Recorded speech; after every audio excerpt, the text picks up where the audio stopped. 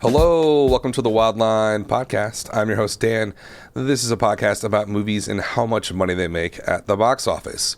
Today is December 3rd, so we will do a weekend review for the weekend of December 1st through the 3rd.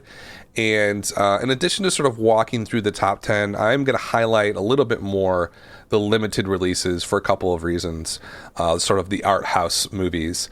One, we're in award season, and so they're coming out left and right, and the best films of the year are usually coming out right around now. And two, it's pretty quiet at the top of the heap, on the top of the mountain. There was no real wide releases this weekend, brand new ones, and there aren't going to be any next week either. And so this is sort of like, I talked about this when Force Awakens came out, but Star Wars is obviously coming out in a couple of weeks, almost less than a couple of weeks. It's about 11 days or something like that. And so obviously it's going to be one of the biggest movies of the year. It'll probably break $200 million easy opening weekend. And for that reason, I feel like the studios have just given up trying to compete with it. And so the first 2 weeks of December here are essentially empty. So anything that opened up over Thanksgiving has a pretty wide open runway until you hit Star Wars, of course, right? So it gives those films that opened last week or even the week or a couple weeks before some breathing room until the air gets sucked out of the room by Star Wars. So that gives us an opportunity to sort of do a deeper dive on other movies that are opening on sort of the art house circuit and talk about, is there Oscar potential? How much money they're going to make? And it's a whole different side of the business that I honestly find just as fascinating as the big movies. So we'll spend some time on that a little bit later in the show. But first, let's get to the top 10 for this weekend. Coming at number 1 was, of course, Coco from Disney Pixar, $26.1 million for the weekend. A pretty high 48, almost 49% drop. It's still playing in about 4,000 theaters. Per theater average was $6,550. Total take so far for Coco is 108. So if you asked me about this film last week, I would have been home run, like huge win, kind of a surprising win. Is it going to do better or worse than a Moana would be a big sort of comp for it or comparable. Now with that drop, the other drops this week were on kind of the normal, maybe even a lower side. Coco was a little bit higher than it should have been, I feel like.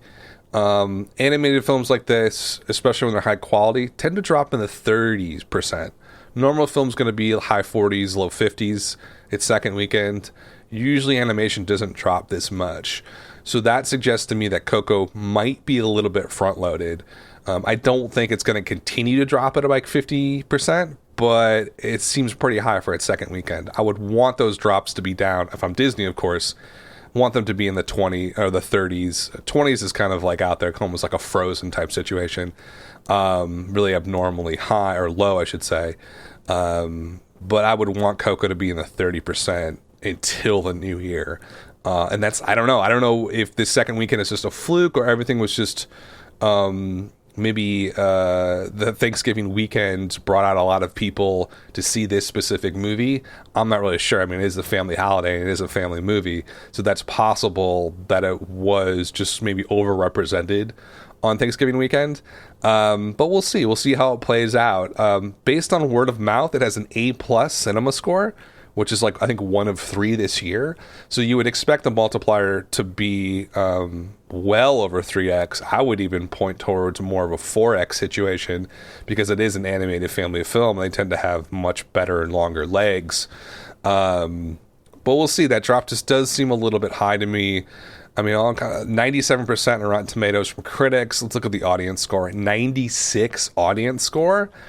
Yeah, if I had that data, if you had me guess like mid last week what its drop would be with that data, I would say like maybe 40% tops.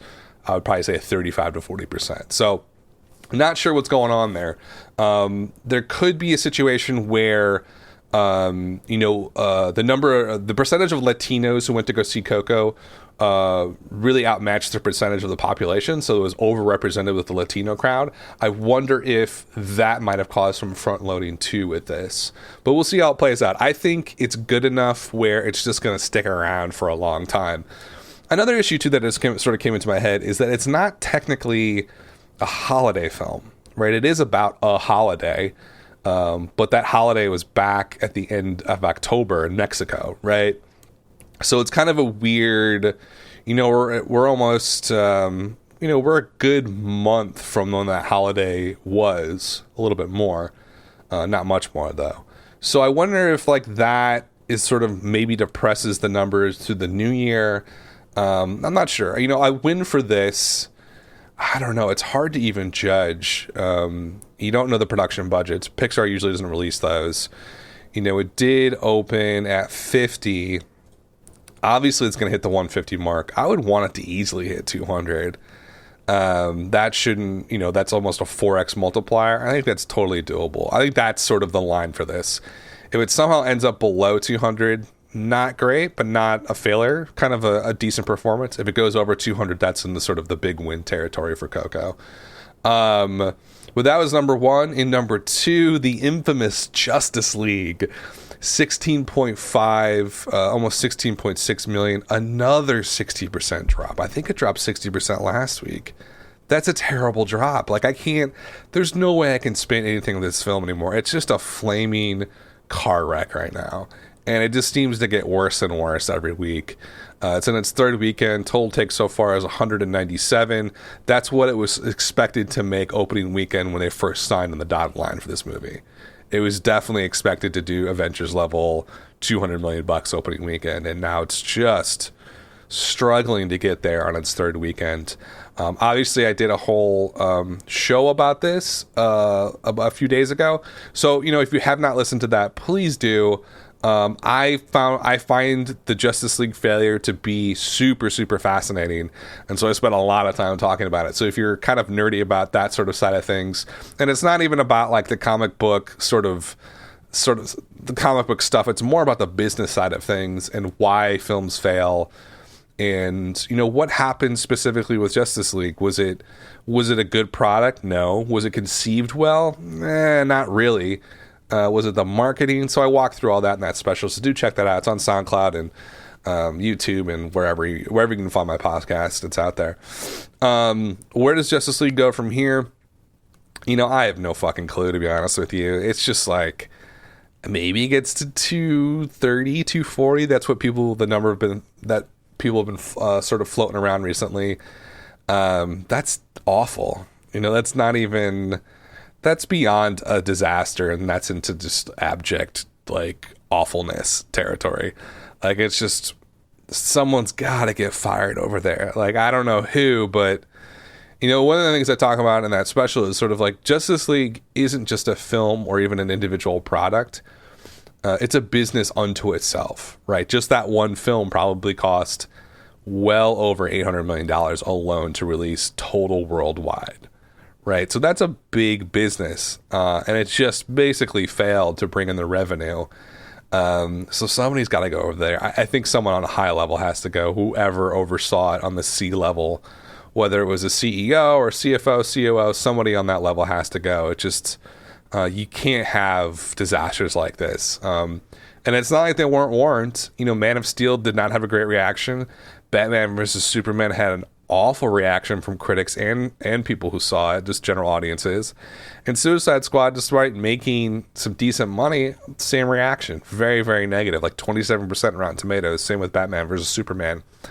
So it's not like they weren't warned. So someone's got to go over there. But the Justice League is continuing to tailspin into the ground. Number 3 this weekend was Wonder. This is the sort of little movie that could this fall and holiday season. 12.5 million. It also had an A+ cinema score like Coco. I think Wonder, Coco, and Hidden Figures, I think, are the only 3 this year that got an A+ from cinema score. But the word of mouth on Wonder has been fantastic. 12.5 million this weekend. 45% drop. It's still adding theaters in its third weekend. It's in about 3,500 theaters. Per theater average is a healthy $3,600 in its third weekend. Total take so far is $88 million. This, I mean, it's just a big win for Lionsgate. This one was not on a lot of people's radars at all. Opened the same weekend as Justice League, where Justice League is just a total wreck. Wonder is a huge, huge, huge win. And one that I don't think a lot of people saw coming. I certainly didn't see coming. I think it's going to play very well through the holidays as well. And I expect those drops actually to lower to even get into 30s again once we get closer to Christmas. Number 4 this weekend was Thor Ragnarok. Thor 3, as I like to call it. 9.6 million, 43% drop, which is good. It's starting to lose some theaters. It's down into about 3,200 theaters. Per theater average in its 5th weekend is $3,100 per theater.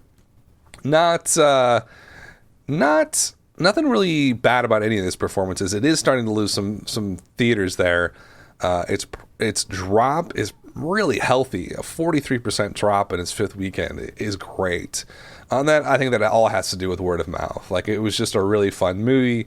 It wasn't too serious, kind of lighthearted, but at the end of the day, people really enjoyed themselves at that movie, and that's why it's playing so well here. Total so far is $291 million. It'll breeze into $300 million. The question is how can it beat Spider-Man, I guess. I don't even know what Spider-Man ended up. I think it was at like 330. I have to check. But it's a win. I mean, it's a huge, huge home run win for Marvel. And you just compare that to Justice League right now. It's just like you could not have a better example of how these two cinematic universes are just on different pages right now. Marvel is breezing through, printing money, making really enjoyable films. Are they like artistically amazing? I don't think so. But that doesn't matter when you're talking about popcorn movies. It's just they're doing the job what the product should do, and that's entertain people and make them happy. And Marvel is doing that. Warner Brothers is not. Warner Brothers, well, I guess I shouldn't say that. I think Warner Brothers with Justice League may have made the fans of DCEU happy, but they didn't make a product that was attractive enough to bring in a lot of the general audience. And I think that was the main issue with Justice League. I think the fans of DCEU aren't that pissed off, or maybe like they went to go see it and like the audience score is, I think, is in the 80s on Rotten Tomatoes. So it's not like they're up in arms about it necessarily, but like no one in the general audience went to go see that movie. And I think that's the difference between Marvel and DCEU right now. It's just that a lot of people who are not into necessarily the Thor series probably went to go see Thor because it looked like a really fun movie. I think that was the opposite for Justice League. So Thor's doing really well. Number 5 was Daddy's Home 2. Which I actually saw, and it was not nearly as bad as the critics led me to believe it was going to be. Was it a good film? No. The last 20-30 minutes is just like super messy and poorly written and just thrown together. Can I give a spoiler for Daddy's Home 2? The acting in it is actually good. I thought Mel Gibson was good. I thought John Lithgow was great. Will Ferrell and Mark Wahlberg do their thing. I think critics just sort of were, I don't know. Critics get weird with comedies. I don't know why. It's funny. Critics tend to give the comic book movie genre a pass most of the time.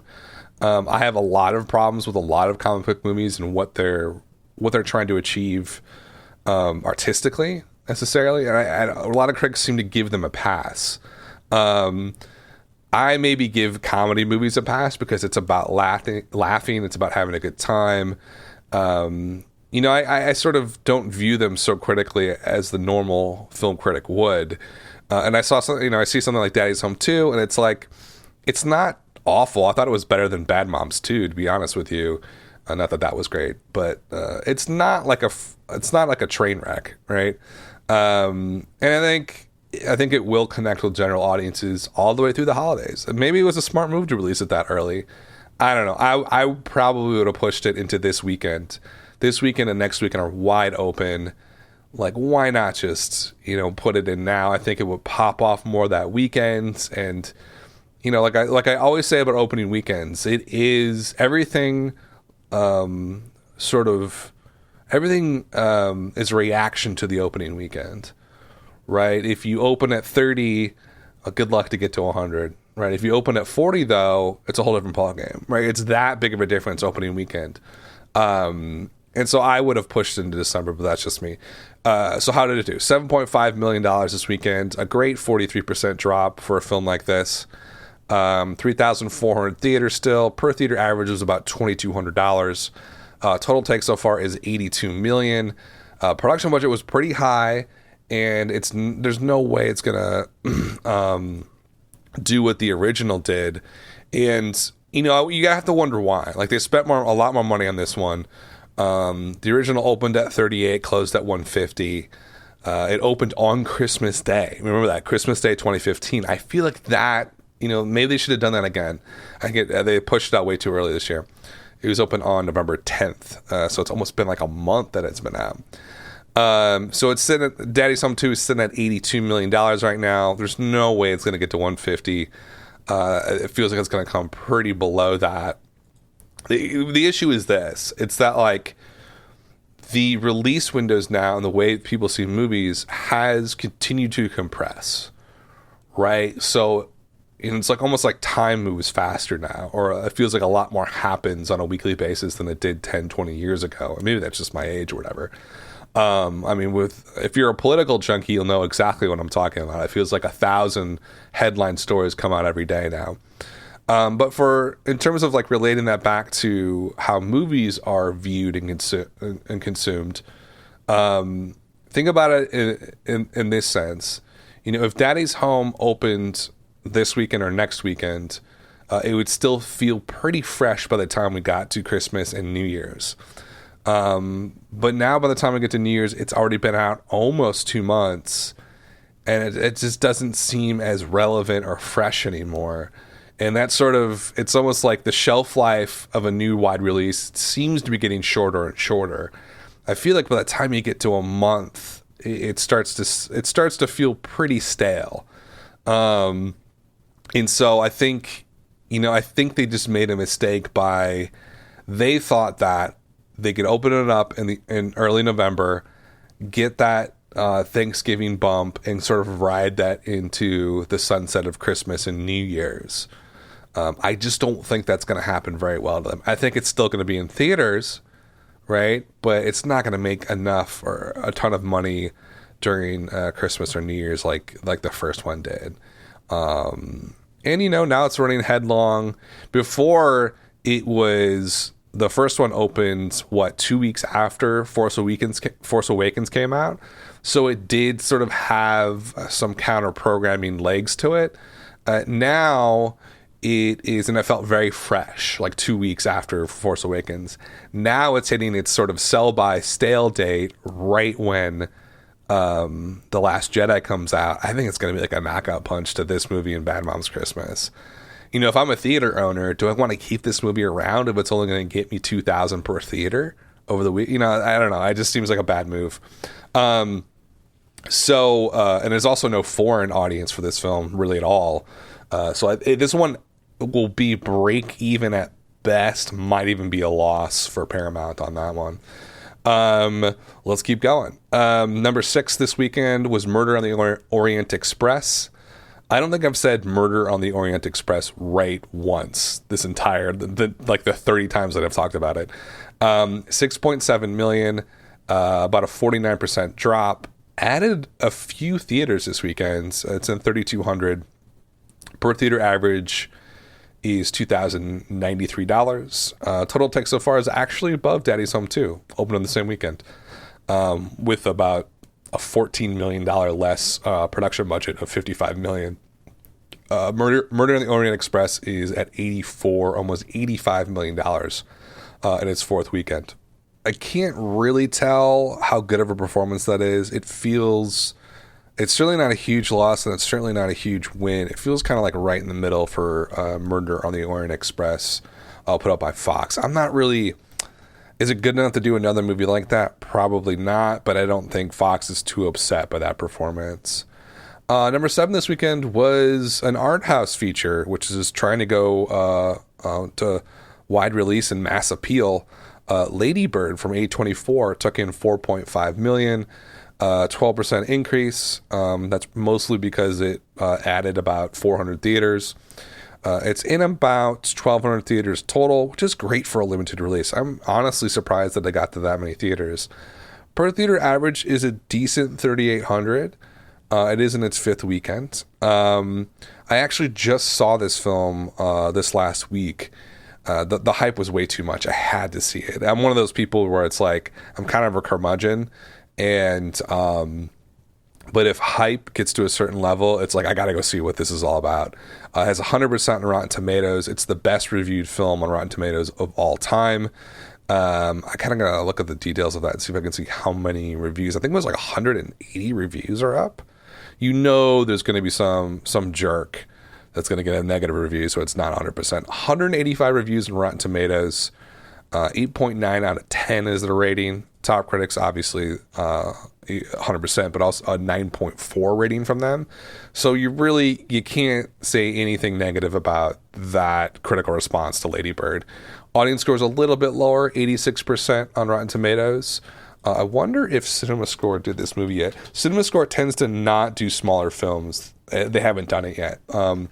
They might do it if it gets to like 2,000, 3,000 theaters, but they usually sort of just stick to the wide, big releases for their survey.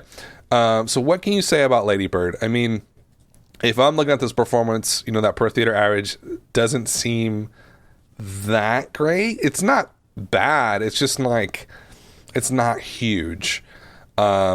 Obviously people tend to get sort of overexcited about really large per theater averages on opening weekends in limited release. And if you look at Lady Bird, we can kind of like track its path to wide expansion. So it opened on November 3rd on 4 theaters. Per theater average was $91,000 per theater. Amazing. One of the best of the year. I think it actually got beat a couple weeks after by Call Me By Your Name, which I think did over 100,000 per theater, but we will get to that movie in a second. And then it slowly expanded out to 37 theaters on the weekend of November 10th, did $32,000 per theater, expanded again the week of November 17th to 238 theaters. Per theater average then dropped to about $10,500. So you can see the effect there, right? Like the per theater averages for limited releases are always way high. Even if, in this case, it was abnormally high. So you could tell that those audiences in New York and Los Angeles really, really wanted to see this film. And it kept pretty high as it expanded it out. But when you start hitting the high hundreds and the low thousands in terms of theaters, that's the real test for if a limited art house film can sort of bridge that Grand Canyon between the art house and the blockbuster mass appeal film wide releases, right? I think Lady Bird is trying to do that kind of in a similar way that Big Sick tried to do that earlier this summer. Also a great film. I don't know if it's going to get there. Big Sick ended up at like 40 million something total, like 42-ish. I don't know where Lady Bird's going to end up. It's already at 17 million bucks. For A24, it's already a huge win. I think it's already like their third biggest or second biggest box office take ever for their company. And obviously they're new and they work in indie films, but you can't really underestimate how well this film has done for what it is. At the end of the day, it's a directorial debut. It's an arty film. I don't think it has a ton of sort of mass blockbuster appeal to it. It just doesn't have any of those elements. Production budget was probably like $10 million tops. It's a great film. I think this performance solidifies it for a lot of awards, is essentially what's going to happen here. I think it's already won a few, but Best Picture, I think, is almost a lock right now in terms of being nominated. Is it going to win? I don't think so. I think it's very, very, very good, but I don't think it rises to the level of a Best Picture winner, to be honest with you, because more than anything, it's kind of a small film, and I don't mean that in terms of necessarily its production or anything like that. It's small in terms of what it's trying to accomplish. It is a coming-of-age story about somebody Basically, it's kind of like my exact time period. This person's graduating high school in the early 2000s, like I did, and then going off to college and stuff like that. So it's almost like an historical film in a way too, trying to capture like right after 9/11 what this country was about. It's very, very good, but it is almost kind of like a slice of life, kind of a microscopic view on one person and one character in a very specific moment in time. Sometimes those movies then end up having these very broad, big, almost philosophical sort of statements to make. This one doesn't really. It's very, very good, but it doesn't have that sort of next level, what do I call it, high art sort of sheen to it. Or even, I think more than anything, ambition to it. It doesn't have that ambition. So I think it will get nominated for Best Picture. I think a lot of acting awards are going to be in play. Also, I think original screenplay might definitely be a lock win for this movie. Also, I will say this as well, like Lady Bird has this hype to it that it's kind of being tested right now, right? It felt like from the moment it came out until now, I've probably had, I don't know, a dozen people tell me about it randomly. And then you hear about it on like radio shows. I heard it on Andy Cohen's XM show. He's going on about it, gushing about it. It's on TV shows. And it's just like one of those movies that really hit a certain audience very, very well. The big question is, does that hype and word of mouth translate outside of that demographic? And I don't think that it does, right? I think this one, Lady Bird's going to do okay all the way through the holidays here, and maybe gets another bump if it gets nominated. I think nominations just come out in early January, I think, for Oscars. And maybe it rides that out to maybe, I couldn't even guess what it's going to do. Maybe 30-something million could be good for it.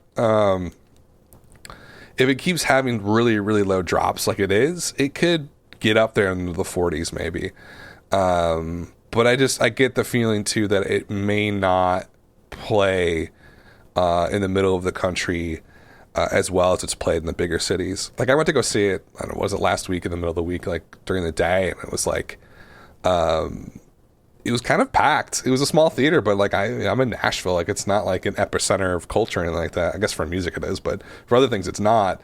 So it's not in New York or San Francisco or Los Angeles, but it was pretty busy. So I don't know, like there may be something here that I can latch onto. The key indicator here is when it expands again next weekend, which I assume it will, probably to 1,500 theaters or something like that.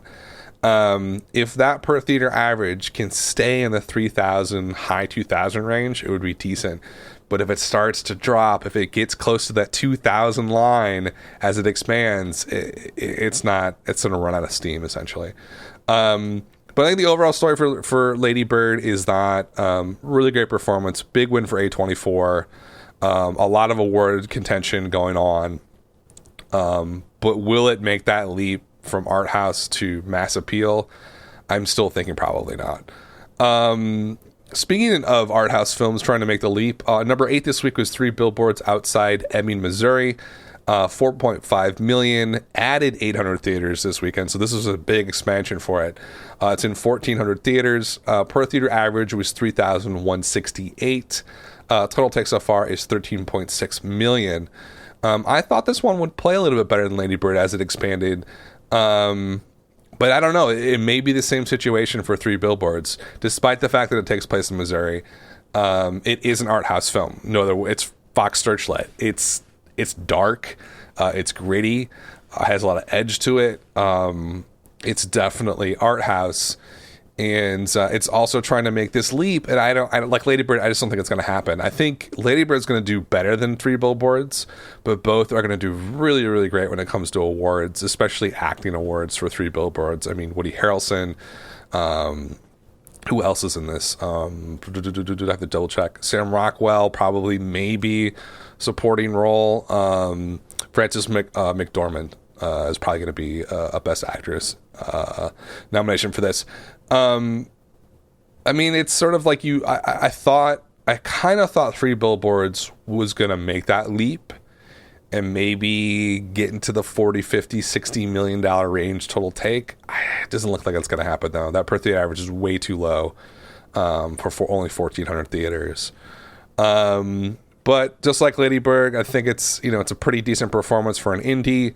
I think the awards nominations will help it out a lot, but I think it's a prestige film. When you're talking about art house films, like what's from a business perspective, what are they all about? They're not really there to make a ton of money, right? They're there to increase the prestige of the studio, and then what does that do for them, right? Well, it's like brand marketing. It makes their brand more appealing. It makes their brand more luxury in a lot of ways, and that helps them not only sell films, but it also helps get films made, right? Because Fox, look at A24. Because Lady Bird has done so well, they also put out Moonlight. Let's not forget about that. The best picture from last year. A24 has essentially gone from a tiny little indie film place 5 years ago. I think that's when they started, somewhere around then. Not even. I think Spring Breakers was one of their first movies.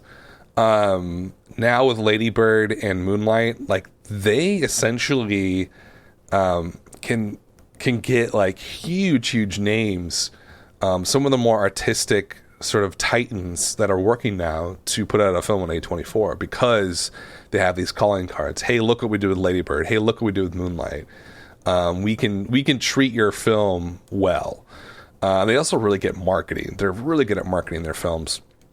So that's what a lot of it's about, cachet and brand marketing on that level. And sort of if you have a prestige film do well enough where it gets nominated and maybe even wins a lot. A good example of this in sort of the TV world is The Handmaid's Tale just won all of these Emmys, and now Hulu, who produced Handmaid's Tale, now Hulu's going to get a ton more of the higher end TV productions pitched to them, and people might go with them as opposed to Netflix or HBO now because they have this cachet from winning these awards. That's essentially how it works in the movies as well.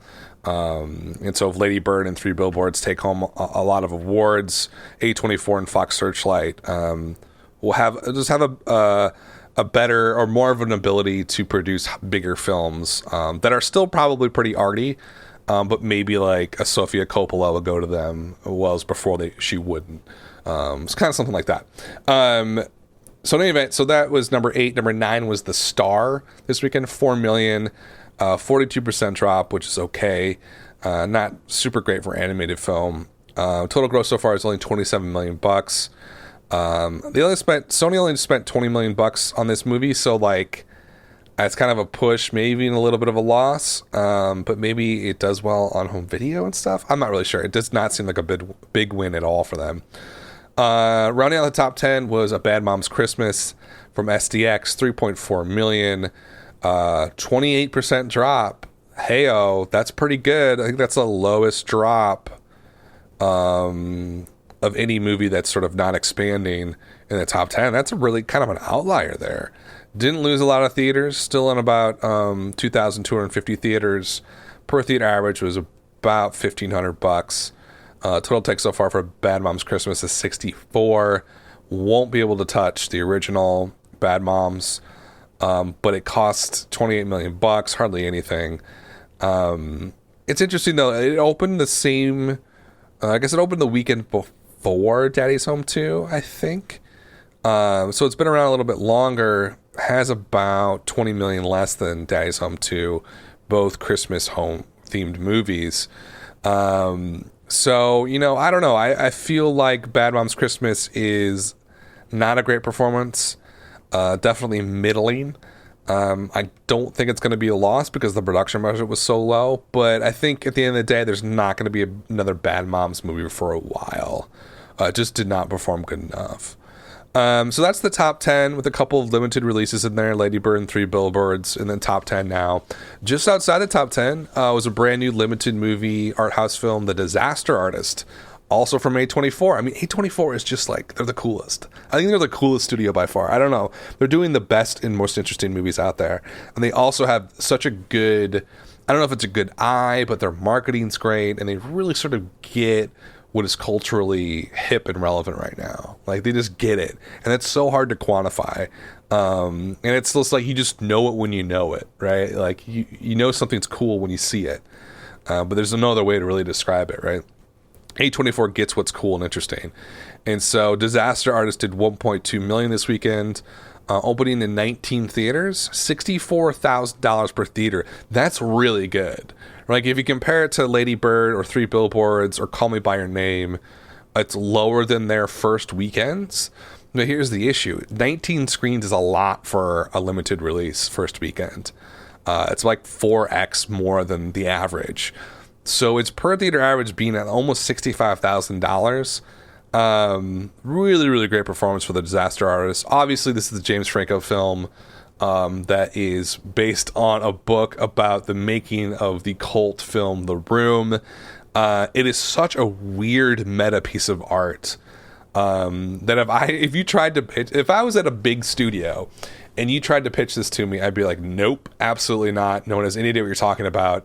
The only place this film could have worked is at a studio or distributor like A24. Like, they get that, like, The Room is a huge cult movie. There's all these people that go to midnight screens all over the country. So there is something there. Even then, it feels super niche. But this performance is really good. But, right? Who the fuck knows about this phenomenon outside of, like, a certain type of people who, I don't know, probably lives in a big-ish city. Are people in the middle of Tennessee gonna know about the Disaster Artist and go see it?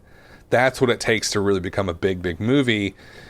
It doesn't have it. It's way too niche. I think it's gonna perform very well in the art house circuits, but it's not gonna cross that Grand Canyon between art house and mass appeal, right? It's just not gonna happen. In any event, very good performance on its opening weekend. We'll see how it plays as it expands out. I think they're trying to do a wide release for this. I could eat crow on this one, and it could do really well in wide release. I don't know. But my gut says that it will not. Apparently, the Titanic got re-released this weekend on 87 theaters. About $5,000 per theater. Weird. Another limited release to keep your eye on in terms of the award season. Disaster Artist is actually looking pretty good for awards, too. I think James Franco is definitely going to get a nod for Best Actor. Call Me By Your Name, I think, of all the films that I've talked about, in terms of limited release, has the best chance, I think, to win Best Picture right now. To me, it's in the front.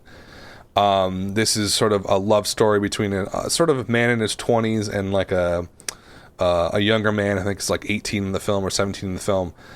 Takes place in, I think, Italy, I want to say. I don't even know if it's Italy or France. Whatever, it's over in Europe. You know what I mean? So, like, if you told me that byline and I was like, whatever. Like if I'm a studio. But apparently it is so good that people are just, it's released from Sony Classics. People are gushing over this, and more importantly, critics are gushing over it. I think it has by far the most sort of Oscar Best Picture buzz that I've heard in a long time. Despite the fact that there's similarities between it's about a homosexual man and that relationship, that connection back to Moonlight.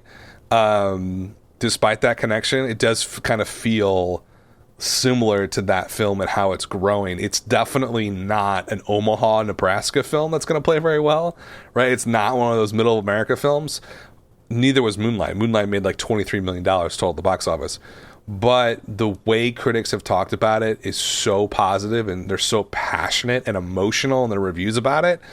You can tell as film lovers that they honestly fell in love with this film, and I think that more than anything indicates to me that it has a good chance of being nominated, and I think a really good chance of winning Best Picture at the Oscars.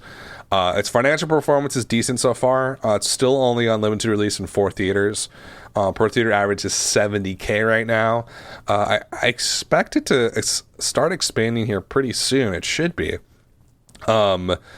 But financial performance in this one is sort of like a push. Like, they might expand it out to like 500 theaters, and I don't know, maybe it does like 10, 13, 15 million bucks. Financially, it's not going to be a huge win, but I think it could be a big win for Sony Classics in terms of its prestige if it does go on to win a lot of awards, and especially if it wins Best Picture.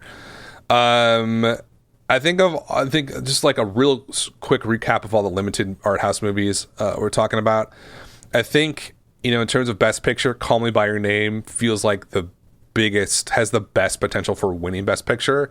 I think they all have a chance of getting nominated, except for Disaster Artist doesn't feel like it's going to get nominated for Best Picture. But Call Me by Your Name, Three Billboards, and Lady Bird do seem like they're going to get nominated for Best Picture. Acting awards, Disaster Artist and Call Me by Your Name and Lady Bird seem to be probably highest. Three Billboards might have the problem where there's a lot of good leads and they might cancel out each other. That would be my fear with that film. Is there any other limited releases? Oh, I guess Shape of Water, who I think is the dark horse for Best Picture, to be honest with you. It just seems like one of those films that it's, Guillermo del Toro from Fox Searchlight. It's like in a very arty film, but has a mass appeal quality to it. And that's like the sweet spot for the Oscars. And so Shape of Water, only opened on 2 theaters this weekend. $83,000 per theater, which is great. This one, I'm more focused on what it's going to do on 1,000 screens and 2,000 screens, or theaters, I should say. Once it gets out to that level, I feel like there's a possibility that people could really enjoy it, and that's like a lot of middle American people. Middle American people, what the fuck does that mean? I was going to use Omaha as like my Middle America stand-in. People in Omaha might actually relate this film, and if that happens, I think it's almost already a lock for Best Picture. The critical responses have been fantastic, but if it does connect with that Middle American type person, I think it goes right to the top for Best Picture win. If it is that good and it does get that good of word of mouth, I think it might just sprint past Call Me by Your Name for Best Picture. Also coming out, Wonder Wheel. I don't know much about this one. It is an Amazon release, Amazon Studios. It's a Woody Allen film. This one, what are you going to do with this? Like, the cultural climate right now is not great for someone like Woody Allen. And what I mean by that is that he's had some history with, I don't want to say like sexual scandal or assault or anything like that, but he's sort of lumped into that group of people. And if you know his history, you know what I'm talking about. So I just don't think there's a lot of room for Wonder Wheel to grow that much. There's been some like articles. I'm not going to see this film because it's made by Woody Allen, like big articles. I mean, who knows if they're big or not, but they're viral, right? So like, I guess that means they're important. Not really, but it is what it is. So Wonder Wheel, opened on five theaters, $28,000 per theater. That's not great. It's going nowhere. I don't think there's any awards contention for that one either. Any other limited movies we can talk about? Not too much. The only one, Last Flag. Remember, I don't think I ever talked about this movie, Last Flag Flying. It's in its 5th weekend. Total disaster. This one I thought was going to be pretty big. Richard Linklater, his new movie, he wrote the script. Steve Carell, Bryan Cranston, Lawrence Fishburne as the leads. This was a prestige film meant to be Oscar worthy. It went nowhere. It's in its 5th weekend. Per theater average on only 100 screens is under $1,000. That one just hit a complete brick wall. They released it way too early. It should have come out in December. I don't know why they put it out. I guess it would have been in October. Way too early for something like an Oscar movie, I feel like. I think that's mostly it. Oh, Killing of the Sacred Deer. Not doing well at all. A24 also. This one had a lot of buzz from the Cannes Film Festival, I want to say, or maybe it was Venice, one of the two. There's a lot of awards buzz about how great it was. Colin Farrell is apparently amazing in it. Financially, it's a total wreck. Didn't really do anything. It's losing theaters, and it's only at 41 right now. That's pathetic. Below $1,000 per theater. Look, it was a hard sell. Like, you're not going to sell a super, super dark, unrelentingly dreadful film like that, like, to anybody outside of somebody like me. Like, I would go see that. It looks really, really fascinating from an artistic perspective, but it is it is the prime example of an art house only film. Like, it's not really meant for mass consumption at all. I don't think there's going to be a lot of awards contention for that one either. The only one I think has an awards chance is The Florida Project, also A24. I mean, A24 is like the art house film studio now. Like they're just like the people who are doing the best, putting out the best movies, most interesting films. Florida Project 2 also kind of hit a financial wall. They put this one out 9 weeks ago.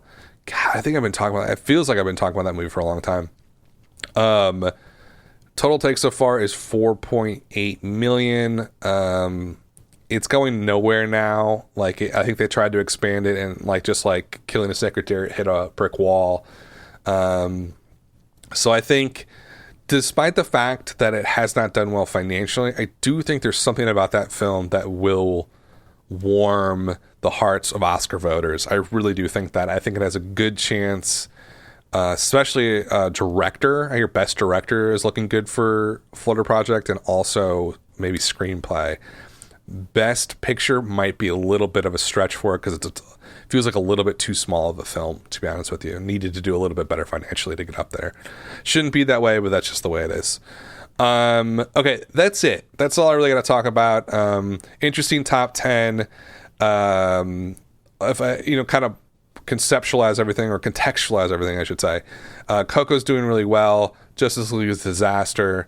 The holdovers like Daddy's Home 2, Murder, Bad Moms Christmas are doing okay.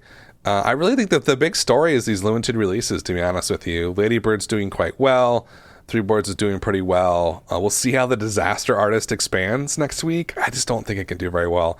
I'm keeping my eye on right now as we lead up into Star Wars. I'm really keeping my eye on The Shape of Water. He had a kind of a bigger dud with Crimson Peak a couple years ago. This is Guillermo del Toro.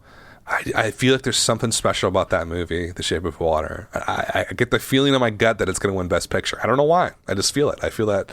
I feel this sort of like inkling that that's going to happen with this film. It just feels like the perfect mixture of arty, but also mass appeal, really amazing visuals, fantastic acting, wonderful director. I feel like it might be his year. Okay, so that's it. Let's talk a little bit about what's going to come up here in the next couple of weeks. There's nothing coming out the 8th here of December, Friday the 8th. Disaster Artist is expanding into 800 theaters. I, Tonya, from a brand new distribution company called Neon, who I love. They've only put out a couple of movies, Beach Rats and Ingrid Goes West, but both really interesting, fascinating films. I think them, along with A24, kind of go neck and neck for the coolest indie art house production or distributor. So I, Tonya, that's the movie about Tonya Harding starring Margot Robbie. That could get you a Best Actress nomination. I think it's good enough for that. That opens on wide release this weekend. And as I said, Disaster Artist is expanding sort of wide into 800 theaters.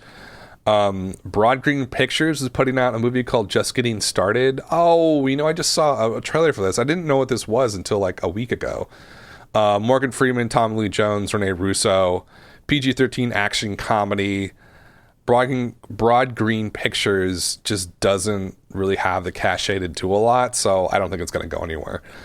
Who knows, though? It is the holiday season. It does seem kind of like a holiday movie where old people go out and see movies. It could be their target movie in the next couple of weeks. Then, of course, the week after, the 15th, we have Ferdinand, the animated film from Fox about a bull. Should do okay, not great. And then we have the Juggernaut. We have Star Wars coming out, The Last Jedi. And I'll probably do a preview show for Star Wars. I did one for Force Awakens. That was a lot of fun. It's a really interesting franchise to talk about. And we'll see how it does. I think the big question with Star Wars is, can it come anywhere near the opening weekend of Force Awakens, which I think really pushed the limit of what a film can do in terms of its opening weekend. We'll see if The Last Jedi can get into the 240 range. I highly doubt that it can, but I think it's going to clear 200 with no problem. And then we're into the end of the year, and a lot of the Oscar movie buzz, like Downsizing's coming out. Then you got your trashy comedies like Father Figures, fun stuff like Pitch Perfect 3. It's going to be an exciting end of the year. There's a lot of stuff coming out after Star Wars sort of clears everybody's palate. In any event, I will be back At the middle of the week, because it's quiet, I'm going to do my year in review now and just walk through what happened this year, do a lot of like high level sort of analysis. Where's the movie theater industry going? You know, where's the box office going? So I'll do that in the middle of the week. And then I'll be back next weekend with a weekend review show, just like this one. All right. Thanks for listening, guys. This has been the Wildline Podcast.